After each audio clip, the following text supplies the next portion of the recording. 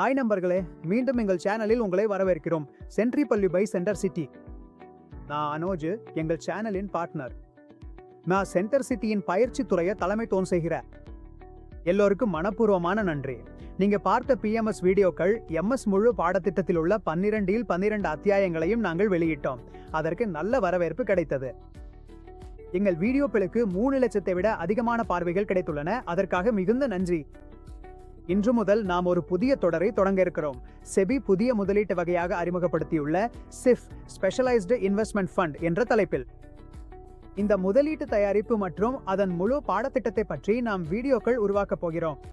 ஆனா இன்று இருக்கும் இந்த வீடியோ தேர்வை கடக்க உதவும் குறிப்புகள் மற்றும் யுக்திகள் பற்றியது. ஆம், நீங்கள் சரியாக கேட்டீர்கள்.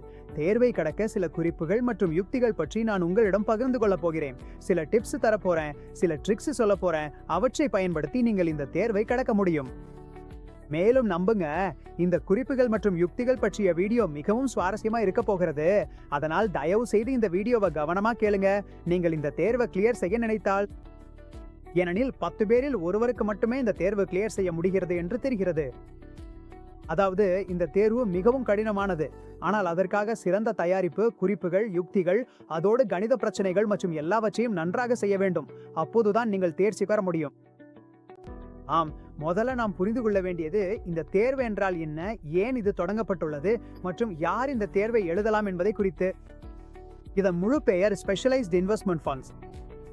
இதை செபி தனி முதலீட்டு தயாரிப்பாக கொண்டு வந்துள்ளது. இதில் குறைந்தபட்ச முதலீடு 10 லட்சம் ரூபாய் ஆகும். இங்க ஃபண்ட் மேனேஜர் டெரிவேட்டிவ்ஸ் பயன்படுத்த முடியும். அதாவது ஃபண்ட் மேனேஜர் டெரிவேட்டிவ்ஸ் பயன்படுத்துகிறதால், அதனால் இந்த கோணத்தில் டெரிவேட்டிவ்ஸ் என்றால் என்ன என்பதை நாம் தெரிந்து கொள்ள வேண்டும் என்பது மிகவும் அவசியம்.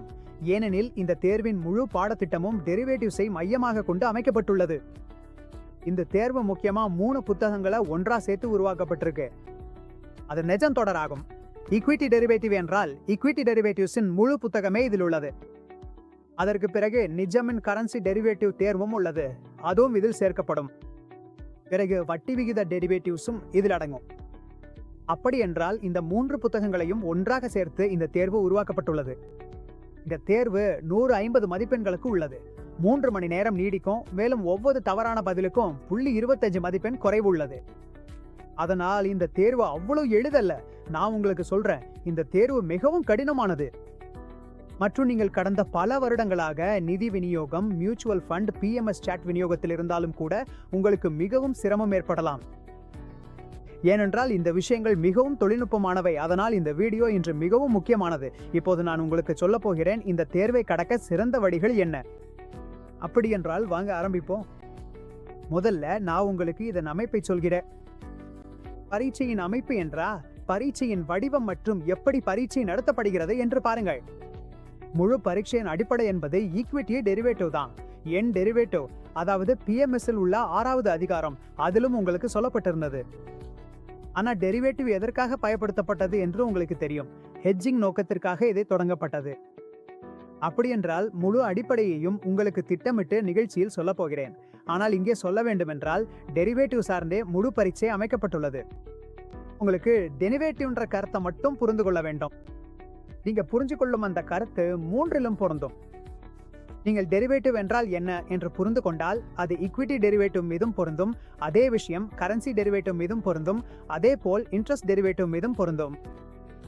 அப்படியானால் அடிப்படையில் ஈக்விட்டி டெரிவேட்டிவ்கள்ல எங்காவது ஃபியூச்சர்ஸ், ஆப்ஷன்ஸ் ஆகியவற்றை முதலீட்டாளர்கள் பொதுவாக பயன்படுத்துகிறார்கள். ஆனால் தொழில்முறை நபர்களுக்கு அதிகமான சிரமம் வருகிறது. அது கரன்சி டெரிவேட்டிவ்கள்ல. ஏண்டா, கரன்சி டெரிவேட்டிவ்கள் முழுமையாக எண்களையே அடிப்படையாக கொண்டவை. அங்கே முழுக்க எண்கள் தான் வருகின்றன. USD கணக்கிடுவதற்காகவே அவை வருகின்றன. மற்றும் அதிகமான சிரமம் உங்களுக்கு ஏற்பட போகும் இடம் இன்ட்ரெஸ்ட் டெரிவேட்டிவ்கள்ல தான். ஏனென்றால் பாண்ட் மற்றும் நிலையான வருமானம் தொடர்பான சொற்கள் மக்களுக்கு அவ்வளவு தெரிந்திருக்காது. மக்கள் அதற்காக அவ்வளவு தயார் இருக்க மாட்டார்கள். ஏனென்றால் டெட் அல்லது நிலையான வருமானம் குறைந்த அளவில் தான் கேட்டும். மேலும் மிகவும் குறைந்த மக்கள் இதில் முதலீடு செய்ய விரும்புகிறார்கள். காரணம், வருமானம் குறைவாக இருக்கும். ஆனால் சரியான அமைப்புடன் விஷயங்களை செய்தால் டெட் என்பது ஒரு சிறந்த முதலீட்டு வகையா மாற முடியும். இங்க முக்கியமான விஷயம் என்னவென்றால், இன்றைய சிறந்தது என்பது டெரிவேட்டிவ்ஸ்ல தான் உள்ளது.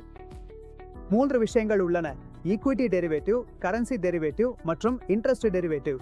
அடிப்படையில் மிகவும் முக்கியமானது ஈக்விட்டி டெரிவேட்டிவ் தான். முதல்ல நீங்கள் ஈக்விட்டி டெரிவேட்டிவ் புத்தகத்தை படிக்க வேண்டும். இதுவே ஏன் பரிந்துரை, இதுவே இந்த தேர்வுக்கான ட்ரிக்கு. டெரிவேட்டிவ் பற்றி தெரிந்திருக்க வேண்டும். ஈக்விட்டி டெரிவேட்டிவ் புத்தகத்தை முழுமையா படிங்க, எதையும் தவற விடாதீர்கள். கான்செப்ட் எங்கிருந்து தொடங்கியது என்பதை அறிந்து கொள்ள வேண்டும். ஸ்பெகுலேஷன் என்றால் என்ன, கால் ஆப்ஷன், புட் ஆப்ஷன் ஆகியவற்றை புரிந்து கொள்ளுங்கள். மார்க்கெட்டில் சென்று பாருங்கள். உங்கள் சொந்த டிமாட் கணக்கை திறந்து காலும் பூட் ஆப்ஷனிலும் ட்ரேட் செய்து அது எப்படி ட்ரேடிங் ஆகிறது என்றை அனுபவிக்கவும். அதனால நீங்க நடைமுறை விஷயங்களை தொடங்கும் போது ஈக்விட்டி டெரிவேட்டிவ் எப்படி வேலை செய்கிறது என்பதை உங்களுக்கு தெரியும். இன்னொரு விஷயம் என்னவென்றால், கரன்சி டெரிவேட்டிவ் என்பது முழுமையா எண்கணிதம் சார்ந்தது. அங்கே யூஎஸ்டியின் இயக்க என்ன, எல்லா முக்கியமான நாணயங்களின் இயக்கங்கள் எப்படி இருக்கும் என்பதை எல்லாம் புரிந்து கொள்ளுங்கள். இந்தியாவிலிருந்து அமெரிக்காவுக்கு முதலீடு செய்யும் போது எந்தெந்த விஷயங்களை கவனத்தில் எடுக்க வேண்டும். அமெரிக்க முதலீட்டாளர் இந்தியாவில் முதலீடு செய்தா நாணய மாற்றம் வருமானத்துல எப்படி பாதிப்பை ஏற்படுத்தும் என்பதை எப்படி புரிந்து கொள்ளலாம். அதனால இப்படிப்பட்ட கேள்விகள் இங்கே கேட்கப்படுவார்கள். இங்கே கொஞ்சம் அதிக கவனம் செலுத்த வேண்டிய அவசியம் உள்ளது. மேலும் மூன்றாவது விஷயம் என்னவென்றால், அந்த சர்வதேச டெரிவேட்டிவ்ஸிலும் நீங்கள் மிகவும் அதிகமாக கவனம் செலுத்த வேண்டும். மற்றும் அதிகமான சிரமம் மக்களுக்கு சர்வதேச டெரிவேட்டிவ்ஸ்ல தான் வருகிறது. ஏனெனில் அங்கே நிலையான வருமானம் குறைவாக உள்ளது, பாண்டுகளின் சொற்களஞ்சியம் உள்ளது. இதையெல்லாம் நான் என் அத்தியாயத்தில் உங்களுக்கு மிகவும் அழகாக விளக்கி சொல்ல போகிறேன். நான் சர்வதேச டெரிவேட்டிவ்ஸை பற்றி சரியான வீடியோ உருவாக்கும் போது நீங்கள் கவனமாக கேட்டு புரிந்து கொள்ளுங்கள். என் முதல் மற்றும் முக்கியமான பரிந்துரை இதுதான். ஈக்விட்டி டெரிவேட்டிவ்ஸ் புத்தகத்தை ஒருபோதும் விட்டுவிடாதில்லை. இப்போது நீங்கள் தேர்வுக்கு செல்லும் போது வெறும் குறுங்குறிப்புகள் போதாதே, முழு பாடத்திட்டத்தையும் கவனமா படிக்க வேண்டும். அதிலும் சிறந்த விஷயம் என்னவென்றா, நான் முழு பாடத்திட்டத்திற்கான வீடியோக்களை உருவாக்கி என் செந்திரிய பள்ளி சேனலில் பதிவேற்ற போறேன். எப்படின்னா, பிஎம்எஸ்ஸின் 12 அத்தியாயங்களுக்கான வீடியோக்களையும் பதிவிட்டுள்ளேன். முழு ஈக்விட்டி டெரிவேட்டிவ்ஸ் பாடத்திட்டத்தில் 11 அத்தியாயங்கள் உள்ளன. அவற்றை நான் டெரிவேட்டிவ்ஸ்க்காக பதிவேற்ற போகிறேன், நம்புங்கள். முதல் 6 அத்தியாயங்களில் அடிப்படையானவை உள்ளன. அதில் அதிக கவனம் செலுத்த வேண்டியது அவசியம். நான் மிகவும் எளிய முறையில் விளக்கப் போகிறேன். உதாரணங்களின் மூலம் விளக்கி அனைவரும் புரிந்து கொள்ள முயற்சி செய்கிறேன். இரண்டாவது, கேள்விகள் மிகவும் தனித்துவமாகவும் தெளிவாகவும் வடிவமைக்கப்பட்டுள்ளன. பாருங்கள், தேர்வில் வரக்கூடிய கேள்விகள் இவைதான். அதிகமான கேள்விகள் ஈக்விட்டி டெரிவேட்டிவ்ஸ்ல இருந்து தான் வருகிறது. நான் தேர்வு எழுதிய போது மொத்தம் ஒரு 150 கேள்விகள்ல சுமார் 70 முதல் 80, அதாவது பாதிக்கு மேல் கேள்விகள் ஈக்விட்டி டெரிவேட்டிவ்ஸ்ல இருந்து தான் வந்திருந்தன. அதற்கு பிறகு 50 முதல் 60 கேள்விகள் கரன்சி டெரிவேட்டிவ்ஸ்ல இருந்து வரும். மேலும் சுமார் 30 கேள்விகள் மற்ற தலைப்புகளில் இருக்கும். இன்டர்நேஷனல் மிகவும் கடினமானது, ஆனாலும் அங்கே கேள்விகளும் கொஞ்சமே கேட்கப்படுகின்றன. அதனால நீங்கள் இன்டர்நேஷனல் புத்தகங்களை படிக்க வேண்டாம் அல்லது குறைவாக படிக்க வேண்டும் என்று பரிந்துரைக்கப்படவில்லை. அதற்கு பதிலாக அதை ஆழமாக புரிந்து கொண்டு கவனமாக வாசிப்பது அவசியம். இது முக்கியமானது. மேலும் இது என் தனிப்பட்ட கருத்து என்பதையும் கூறுகிறேன். இந்த வகை கேள்விகள் எனக்கு அதிகமாக ஈக்விட்டி டெரிவேட்டிவ்ஸ்ல இருந்து வந்ததாக தோன்றியது. அதற்கு பிறகு 2வது இடத்துல கரன்சியிலிருந்து கேள்விகள் வந்தன. பின்னர் 3வது இடத்துல டெரிவேட்டிவ்ஸ்ல இருந்து கேள்விகள் வந்தன. அதனால் இந்த கோணத்துல நாம் கொஞ்சம் அதிக கவனம் செலுத்த வேண்டிய அவசியம் உள்ளது.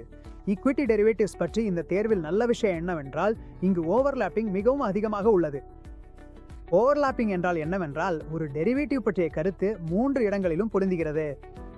நீங்கள் ஒருமுறை புரிந்து கொண்டா டெரிவேட்டிவ் என்றால் என்ன, அதன் வரையறை என்ன என்றால், அந்த வரையறை 3லும் பொருந்தும். அது உங்கள் ஈக்விட்டி டெரிவேட்டிவ்ஸிலும் பொருந்தும்.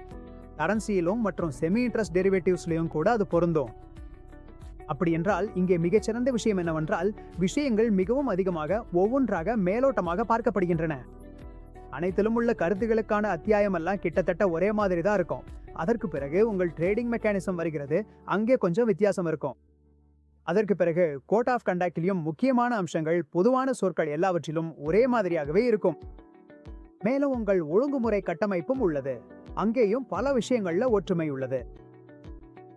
ஒரு வகையில் இங்கே ஒரு நல்ல விஷயம் என்னவென்றால், நீங்கள் ஒருமுறை ஈக்விட்டி டெரிவேட்டிவ்ஸ் பற்றிய முழு புத்தகத்தையும் படித்துவிட்டால் பின்னர் நீங்கள் செல்லும் இடங்களில் வட்டி தொடர்பான விஷயங்களும் அதே போலவே இருக்கும்.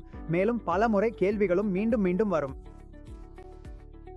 நெகட்டிவ் மார்க்கிங் குறித்து பேசினால் ஒவ்வொரு தவறான பதிலுக்கும் 0.25% குறைவு மார்க்கிங் உள்ளது. பாருங்கள், தேர்வு மிகவும் பெரியது. 3 மணி நேரம் நீளும் தேர்வு இது. உண்மையிலேயே சொல்ல வேண்டுமென்றால் அரை மணி நேரம் அல்லது 1 மணி நேரத்திற்கு மேல் உட்கார்ந்தால் கொஞ்சம் சோர்வு வருகிறது. நாம் அதிக நேரம் உட்கார முடியாது.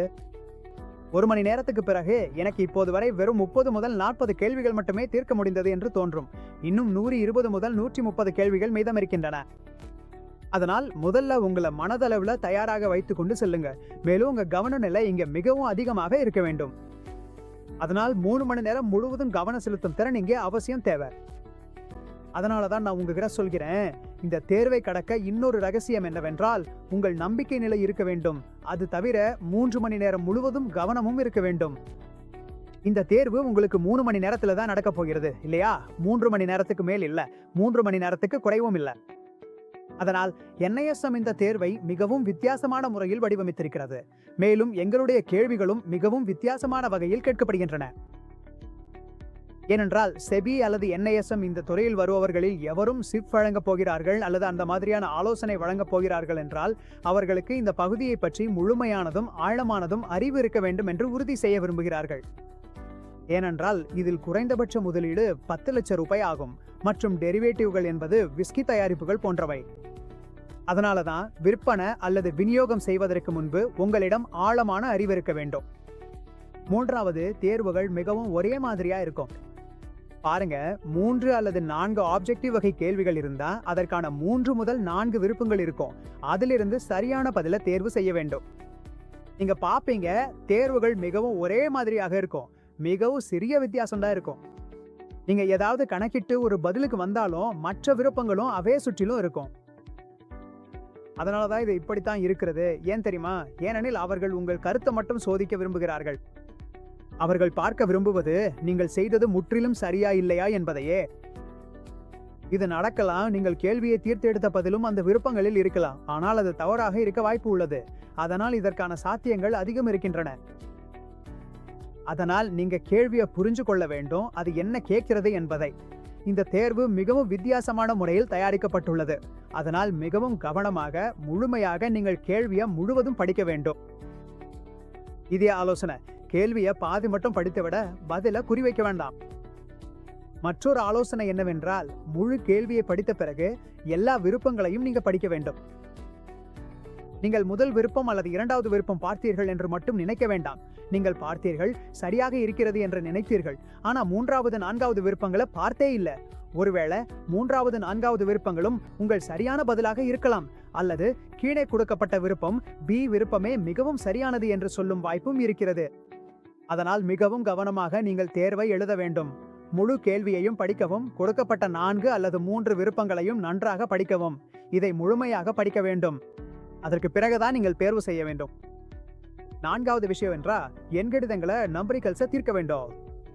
இந்த தேர்வில் 60% கேள்விகள் எண்கணிதங்கள் நம்பரிக்கல்ஸா இருக்கின்றன. அதாவது சுமார் 90 முதல் 92 கேள்விகள் எண்கணித அடிப்படையிலானவை இருக்கும்.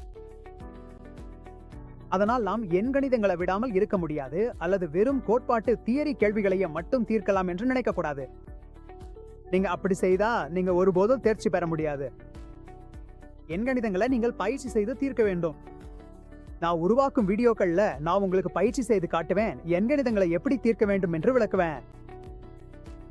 அதனால் எண்கணிதங்களை நாம் ஒருபோதும் விட்டுவிடக்கூடாது. ஏனெனில் இதிலிருந்து நாம் 90 மதிப்பெண்கள் பெற வேண்டும். 60% மற்றும் எதிர்மறை மதிப்பெண்களுடன், அதாவது 150இல் 90 மதிப்பெண்கள் பெற வேண்டும் என்பதல்ல.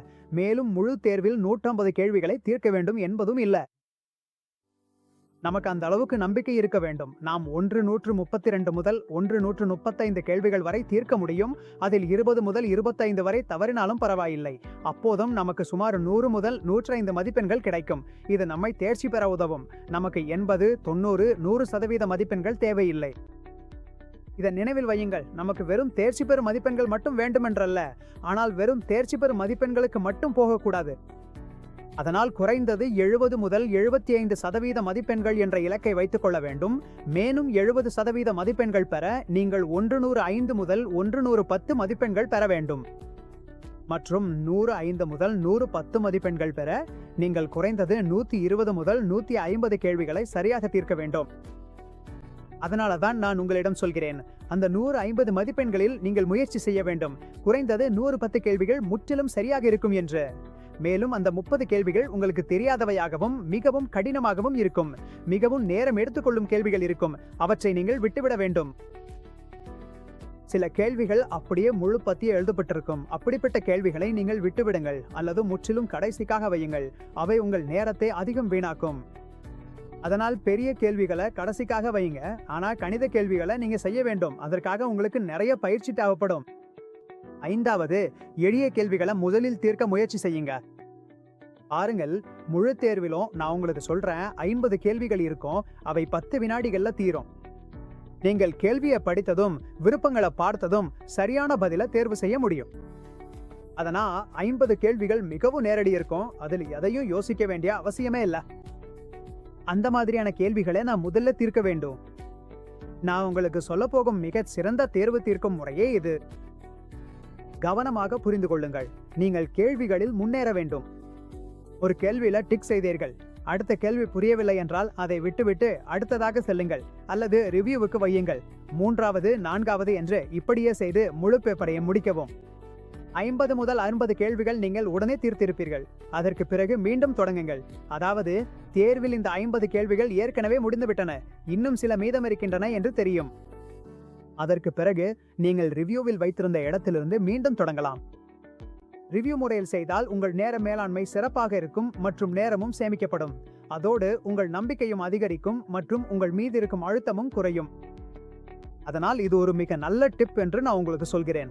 தேர்வு எழுதும் போது மற்றும் கடைசியில் என் சொந்த கடைசி டிப், அதை நானே பின்பற்றுகிறேன். அதுதான் எலிமினேஷன் செயல்முறை. சில நேரங்கள்ல நமக்கு சரியான பதில் தெரியாது. ஆனா 2 விருப்பங்கள்ல குழப்பம் இருக்கும் அல்லது சரியான பதில் தெரியாது. ஆனா சில நேரங்கள்ல ஒரு விருப்பத்தை முழுமையா நீக்க முடியும் அல்லது 2 விருப்பங்களை நீக்க முடியும். மீதமுள்ள 2 விருப்பங்கள்ல தான் குழப்பம் இருக்கும். அதனால் எப்போதும் முயற்சி செய்யுங்கள். நீக்கும் முறையை ப்ராசஸ் ஆஃப் எலிமினேஷன் பயன்படுத்த வேண்டும். இந்த நீக்கும் முறையை பயன்படுத்தியும் நீங்கள் இந்த தேர்வை கடக்க முடியும். அப்படி என்றால் நண்பர்களே, இவைதான் தேர்வை கடக்க உதவும் குறிப்புகள் மற்றும் யுக்திகள். இது நம்முடைய ஸ்பெஷலைஸ்ட் இன்வெஸ்ட்மெண்ட் ஹண்ட்ஸ் தேர்வு எல்லோருக்கும் கட்டாயமாக்கப்பட்டுள்ளது. 22 விநியோகஸ்தர்கள் மற்றும் அவர்கள் ஆலோசகர்கள் யாருக்கு விற்க வேண்டும், விநியோகிக்க வேண்டும், ஆலோசனை வழங்க வேண்டும். அவர்களுக்கு இந்த தேர்வை இந்தியாவில் தேர்ச்சி பெறுவது கட்டாயம். அதற்கு பிறகுதான் அவர்கள் உரிமம் பெற முடியும். அப்படி என்றால் இந்த குறிப்புகள் அந்த தேர்வை கடக்க உதவும். இந்த வீடியோ உங்களுக்கு பிடித்திருக்கும் என்று நம்புகிறேன். உங்களுக்கு இந்த வீடியோ பிடித்திருந்தால் தயவு செய்து வீடியோவை லைக் செய்யவும் பகிரவும். மேலும் எங்கள் சேனல் சென்ட்ரி பள்ளியையும் லைக், பகிர்வு மற்றும் சப்ஸ்கிரைப் செய்யவும். மற்றும் PMA தொடர்பான வீடியோக்கள் பார்க்க ஐகானில் கிளிக் செய்யவும். 5 மியூச்சுவல் ஃபண்ட் டிஸ்ட்ரிபியூட்டர் தேர்வுகள் உள்ளன. அவற்றையும் பார்க்க நீங்கள் ஐகான் மீது கிளிக் செய்யலாம். தேர்வுக்கான முழு அத்தியாய வாரியான வீடியோக்கள் இந்த சேனல்ல கிடைக்கும். மேலும் இந்த வீடியோக்கள் முக்கியமான மொழிகளில் வெளியிடப்படும். இது 7 மொழிகள்ல வெளியிடப்பட உள்ளது. மிகவும் நன்றி.